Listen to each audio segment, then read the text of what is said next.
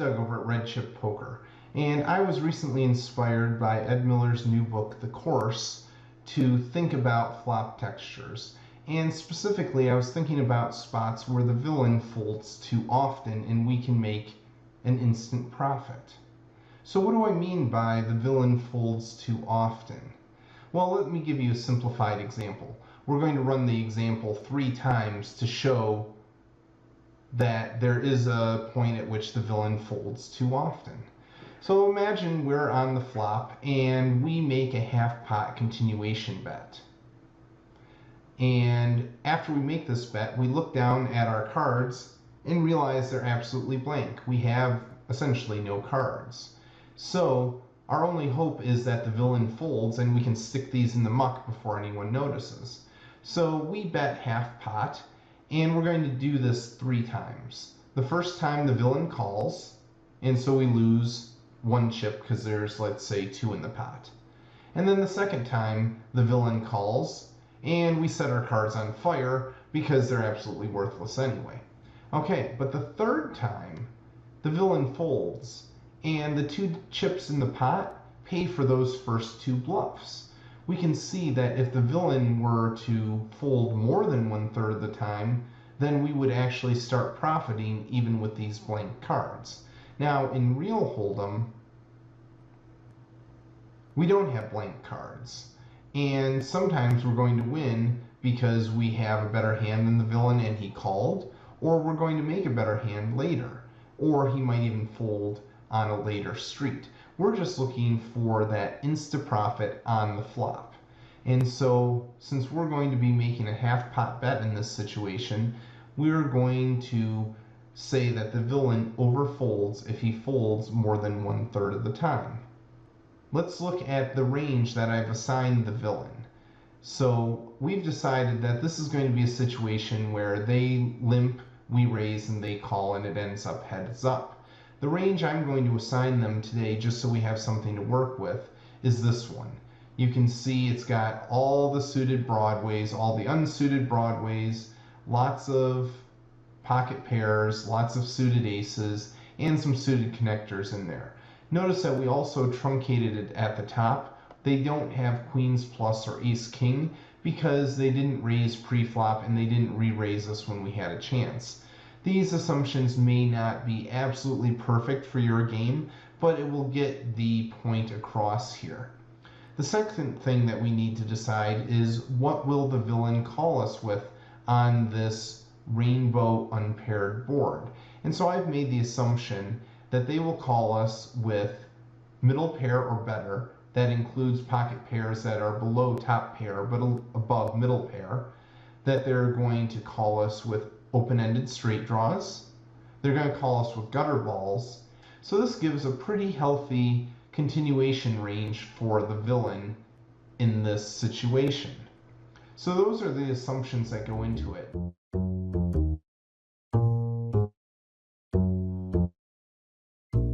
Here is the master spreadsheet. The data in here was created with Flopzilla. I painstakingly put in every strategically different flop and got the calling percentage so we can take a look at this and look for patterns. Now, there were a lot of assumptions that went into this, primarily the pre-flop range. It's going to be reasonably accurate for lots of different ranges here, and we had to have something. What we're looking for more is patterns and inflection points where we get a huge increase in folds based on the flop texture. And it's going to help you to read the flop texture and know if it's going to be a good c-bet with air or a bad c-bet with air. So let's zoom in here and see what we've got. The way these are set up is I have them labeled. This is an XYZ rainbow board. That means that there is, let's say, 2, 3, 7, none of the same suit. And I've also put a count on here so you get a sense of how frequently that flop will come up.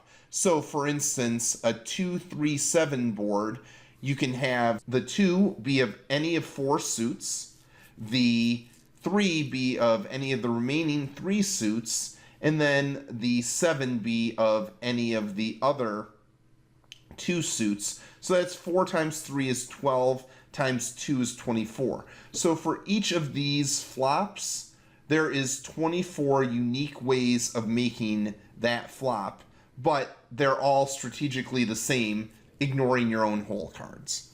Okay? Now, when we get over here, we've got X, Y, Z 2 suited, meaning that 2 of the cards are going to be of the same suit, but we don't mention which 2 it is. Is it the top and bottom, the top and middle, or the middle and bottom? And there are 27 unique ways of making each of these flops.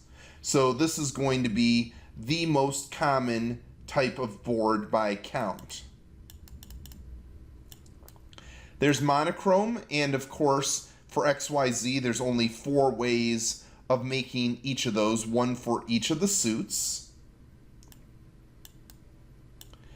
Then we get into XXY rainbow, so paired boards without a flush draw, and there's only 12 ways of making each of those. And over here we've got XXY 2 suited, and so there's also 12 ways of making each of those boards. And then finally, 3 of the same rank, there's 4 ways of making each one of those, because you're just basically leaving out one of the 4 suits. So 4 ways of making that. So those are the counts and where they're located in each of these charts. Now let's go over to the first one, the XYZ rainbow. This is the subject of the first video, and we're going to review what was in there. What we see here is, what is the top card? Well, in this case, it's an ace. And then we look at what is the second card. In this case, it's a king. And then we look at the third card, a queen, a jack, a 10. And what we're looking at is this number represents how often we expect the villain to call our continuation bet. And so we can see that the ace, king, queen board, if we've got air, is going to be a very bad board to be betting, because we expect to get called 81% of the time. If we're looking for a fold, this is not a good bet. Now, one of the things that we notice is that as the third card, the lowest card, decreases going across, we're only going from 81 to 72%. So there is not a huge difference in how often we get called based on the third card. It is really the top 2 cards that seem to dictate how often we get called. Now, as that second card goes down from ace king to ace queen, we're not seeing a whole lot of change, but notice that when we go from ace 10x to ace 9x, we're getting a big drop off from 83 to 67, 81 to 51, 80 to 45. And so when we are contemplating making a continuation bet on these rainbow boards, looking for that cusp of ace 10 versus ace 9 is going to be huge for us. What about the king high boards? Again, going across, we don't see that big of a drop off going from king queen jack to king queen 2 necessarily, but we're seeing huge drop offs as we go from king 9 to king 8. And so what we're seeing is the gut shots. The gut shots give the villain a lot of reasons to call. There's a lot of combos of gut shots. And so this is showing us that there is a huge difference in our success rate between king 9x and king 8x. So we're looking for that cusp. And with the queen high boards, it's not quite as clear, but again, we're doing pretty well on king 9, but we're doing even better at king 8 and even better at king 7. So that's what we can really take away from this, is those gut shots add a lot of calls to the villain's range. And if we're looking to just take it down on the flop, that can be an important consideration about whether we bet or not. And you can scroll down here until you're into the very safe zone of the 8 high, where it really doesn't matter. We're getting folds a ton of the time. Notice that the 9-8-7 is very coordinated and is going to get a lot of calls. And you notice that in all of these. The other thing to notice is that the 5 high flop is now giving us a lot of gut shots around the wheel. And so there is actually an increase in the amount that the villain is calling because of that effect. Now, when we move over from XYZ rainbow to XYZ 2 suited, we get the same kind of inflection points. They're calling more often on the ace 10 versus the ace 9, but it really doesn't change much of anything, the suitedness, other than stepping up the calling rate on all of the boards. But the effect of the increase is not nearly as big as I or many people necessarily expected. So if we look at this, just grab a hand like ace 9-5, and it's at 44 versus 48% over here.